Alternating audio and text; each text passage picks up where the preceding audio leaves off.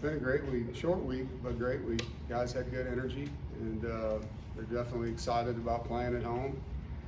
Opportunity to play a really good football team and storied program. More than anything, just when you play like that, you want to get back out and show what you got. And I think they showed that in the meeting room. They showed that in practice, and we're one day away from game week Friday already. It goes fast, so looking forward to getting back in the stadium. What is it about playing at home, especially at night, that you think the team tends to play better rather than on the road? I think it's team to team. I think, someone asked me that yesterday. I think it depends on your home environment. We have a great home environment. And this one, Military Appreciation Day, is always my favorite home game of the year. I think, our military presence in North Carolina is huge. It's very, very special to me, being from a military family. My wife being from a military family, and so you have the pageantry of that, along with a sellout and a packed house. And if you were playing at a place maybe where there's 20,000 people there, it'd probably be a different answer to the question. But for us, home field is an advantage because of who we have in the stands and how loud they can get in the student section. And there's some teams that have a bad game day at home, and so going on the road might bring energy to them. I think that's not the case for us right now. And the teams I've had that have played well on the road, obviously we were very mature football teams. We weren't dealing with the injuries that we're dealing with. Every year is different when you look at those kind of things. But we have a great home field advantage. It's been that way for a while, and we're excited to be back in the Carter. Could you briefly share the military connections with your family, maybe since you've been here, things that you've done to emphasize highlighting this particular game? My dad served in the Navy, stationed in California during Vietnam, and my father-in-law, Stan Vanderwoody, served in Vietnam, was in the Army, and so both of them were a part of that. My grandfathers both served. Sarah's grandfathers both served. So our families are rooted that way, and so chain of command and respect and understanding our freedom isn't free, something we were raised with, and I don't take that for granted. And 95,000 plus troops stationed in our state. Things that I've done personally, built a lot of relationships with current and retired military over the years here. I've had opportunities to go to MARSOC and learn, to go to was Fort Bragg, now Liberty, to learn and share ideas.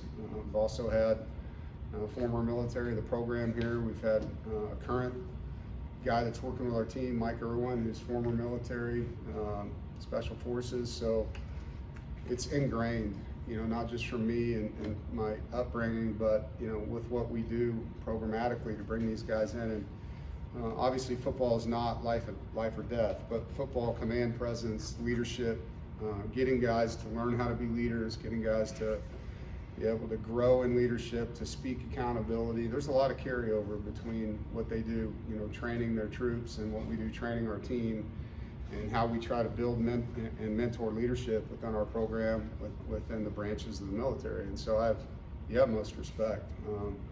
And I think anytime we can, as coaches, grab on to things that are parallel, and use those things to help our guys learn, it's great. And so I've really enjoyed and will continue to enjoy, the relationships that I've built, crossing over with them, and hopefully it's, the reciprocity, because there's so many of them here in our state. It makes the access pretty easy.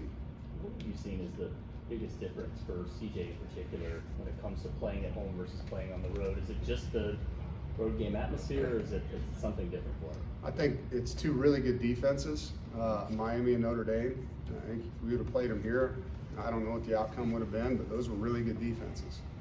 And so I think you have to look at that as well. They're two top 10 defenses you're talking about. And so the personnel that they're playing with has something to do with it. And it's not just CJ, it's him not having enough time in some games, us not being able to run the ball in some games, us being behind in some games, right? But the kid's a battler, he fights, and every one of these games is a lesson for him and the guys around him to get better.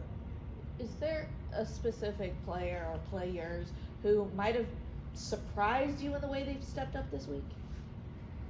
Not really. I mean, this team's got good leadership, and the guys that are playing, we've asked them to continue to lead, and talked a lot about these being the last, when I had my team meeting, the last 12 days of the regular season, you know, and the last 12 opportunities to be in one room as one team, unless we can, you know, get an opportunity to keep playing, and that's not guaranteed. We have to earn that, and so it's like an hourglass. You have the sand running out, and there's not much sand left in there for the seniors, and so really upping our urgency and how we play, because the brotherhood in our team room is really strong, and those guys, all of them, want our seniors to finish well. You mentioned the home environment. You know, how important is it, 3 straight years to have, sold out Carter? Yeah, it's huge. I mean, you know, when you take a job somewhere, you want to be in a place where you can recruit from the state, which we're able to do. There's great talent in North Carolina. You want a home fan base that helps you win games, not just with crowd noise, but sold out stadiums help recruiting. They do. And I've been talking about that a long time. And so when a recruit hits the in-state schools, and we're one of them, there's a difference on game day. Everybody knows that. And so it is an advantage for us in recruiting. It's an advantage for us in crowd noise and the atmosphere. Just come out here in the parking lots before the game. You can see that people are excited about what's going on, and everyone wants to win. I get that, but the environment that we have on game day with Carter Finley Stadium and with our fans and our students, it's really, really good.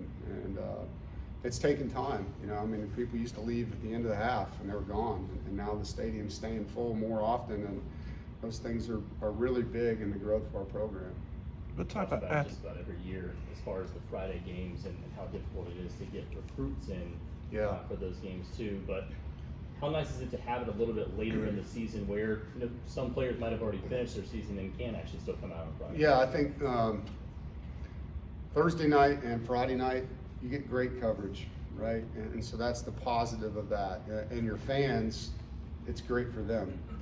For high school recruits, unless their seasons are over, which to your point, some of them are, it's harder to get them into your stadiums. And so at this time of the year, we're in playoff football at the high school level, and some of them have finished, some of them haven't. So we'll get, a portion of them to be here for game day.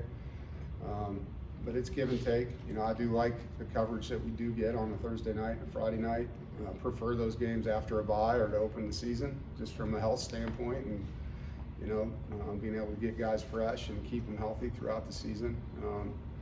But there is a huge advantage, I think, when you're not in a short week, to playing those night games during the week because of how much television coverage you can get. All right, Rob, last one.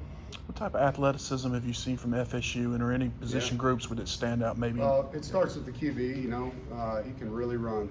He's like a tailback when he takes off, and great acceleration. We got a huge receiver, that can run well. And 19 and 12 are jet speed guys that get the ball in a lot of ways for them. Handoffs and reverses and tunnel screens. They're dangerous in space, and in their return game, they've got great speed, which is what you'd expect. You watch their punt team and their missiles, number 3, who's their starting nickel, and then he can run, man. You watch him, and I don't know how many times anyone's blocked him this season on a punt. Like the guy's the first guy down the field every time, and so it's what you'd expect. I mean, it's probably the most talented Florida State team we've played in the last 5 opportunities when you look at their across-the-board depth and speed on the field. And so, we're going to have to show up and play really well. And they've been in a lot of really close games. They've lost 4 one-possession games, so very close to having a different season down there than they are. Is that good? Thank you, guys.